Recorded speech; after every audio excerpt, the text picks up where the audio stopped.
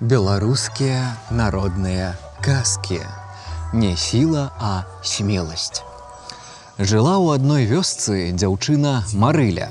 Маленькая удалася ростом, дык усе яе не Марыляй звали, а Марылькай. І сілу яна мела, як у таго камара. Жартуюць з яе сяброўкі. На цябе, кажуць, хлопец, як дзьмухне, дык ты і паляціш, як пух. Ды затое была Марылька смелая, што і хлопец другі не дакажа. Бывала, убачыць, што большы крыўдзіць меншага, як ястраб налятае на крыўдзіцеля, і той адступае перад ёю. Пачалі аднаго разу сяброўкі жартаваць з Марылькі. Ды ты не такая і смелая, як думаеш. Схадзі вось уночы на могілкі, тады паверым. І схаджу, адказвае Марылька. Нябось убачыш там пень, дык і душа ў пяткі схаваецца. А вось жа, на злосць вам пайду, кажа Марылька. Настала ноч. Марылька пакінула сябровак на вуліцы, а сама пабегла на могілкі. Бяжыць і не азіраецца. Каля могілак супынілася ды пайшла ціха. А каб не было страшна, заспявала песню. Ходзіць так па могілках ды спявае. Няхай чуюць сяброўкі, што яна тут. Здарылася якраз, што ў тую ноч зладзеі абкралі аднаго багатага гаспадара і везлі яго дабро каля могілак у свой лес. Пачулі яны песню, напужаліся, кінулі воз ды пабеглі хавацца хто куды. Падышла Марылька да воза, паклікала, ніхто не адгукаецца. Агледзела воз, а там усялякага дабра поўна. Здагадалася яна, што гэта зладзейская работа. Бо ад зладзеяў у іх аколіцы шмат хто бяду меў. Ніхто не ведаў, адкуль яны прыходзяць і куды крадзенае возяць. Села Марылька на воз ды пагнала каня ў вёску. Убачылі зладзеі, што тут усяго толькі адна малая дзяўчынка. Кінуліся за ёю, але так і не дагналі.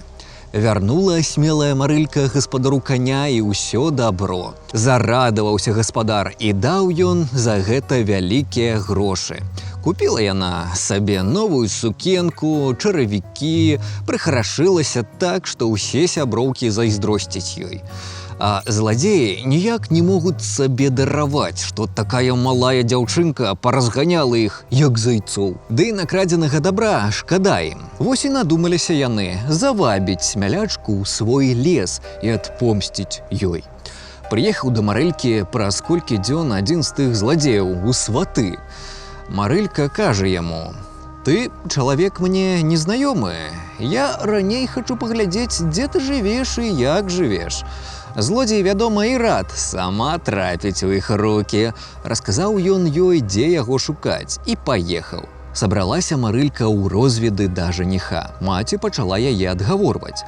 Не пускаць. Ды дзе там, нічога не зробіш з упартаю дачкою. Запрыгла яна сваю кабылку, села і паехала. Даехала да лесу, бачыць, збоку паваротка, а каля яе на кусце зламана галінка. Яна і звярнула на гэтую паваротку. Праехала крыху, а там новая паваротка і зноў галінка зламана. Ехала яна, даехала да нейкага балотца, а за ім пайшоў лес такі густы, што і носа не ўбіць. І ніякай дарожкі няма нідзе. Прывязала яна да бярэзіны кабылку, а сама пайшла ў гушчар. Пралезла неяк і ўбачыла прасвет, а на ім хатку.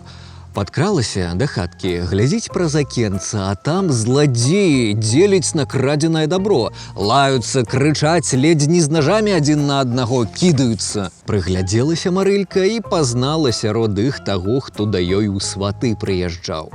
Стаіць ён, размахвае вялізным ножом, разнімае другіх. Відаць, гэта сам атаман разбойнікаў, думае Марылька. Завярнулася яна ды пайшла хутчэй да кабылкі. Плішчылася праз гушчэчу, усё адзенне на сабе парвала і заблудзілася. Туды-сюды кідаецца, няма кабылкі. Раптам пераградзілі ёй дарогу два ваўкі, стаяць ды зубамі ляскаюць. Ну, думае Марылька, з'елі яны маю кабылку. Узяла яе злосць на ваўкоў, схапіла яна патарчаку і з крыкам кінулася на іх. Спалохаліся ваўкі смелай дзяўчыны, падцялі хвасты ды падаліся ў гушчар. Прабіраецца Марылька далей. Вось ужо і сонейка зашло, птушкі сціхлі, толькі пугач крычыць сваё «пугу».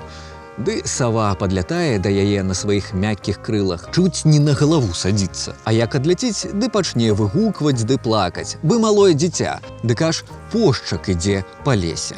Выбралася гэтак Марылька на нейкую дарожку.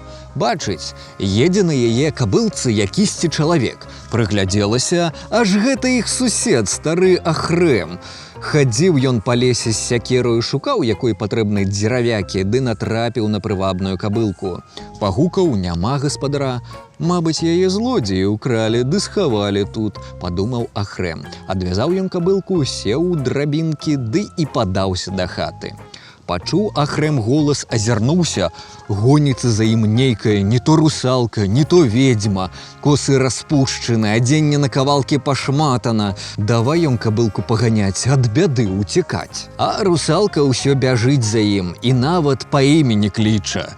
Бачыць Ахрэм, што не ўцячы яму на кабылцы ад гэтай мары. Саскочыў ён з воза, схапіў сваю сякеру, ды так паджгаў, што толькі пяты замільгалі. Прыехала Марылька да хаты і расказала ўсім, дзе зладзеі жывуць. Сабраліся хлопцы, зрабілі ў лесе аблаву і палавілі іх. Зажылі з таго часу людзі ў той аколіцы ціха ды мірна. Праўду бо кажуць, бярэ не сіла, а смеласць.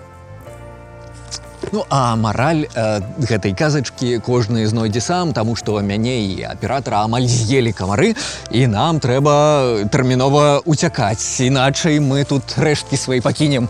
Да пабачэння.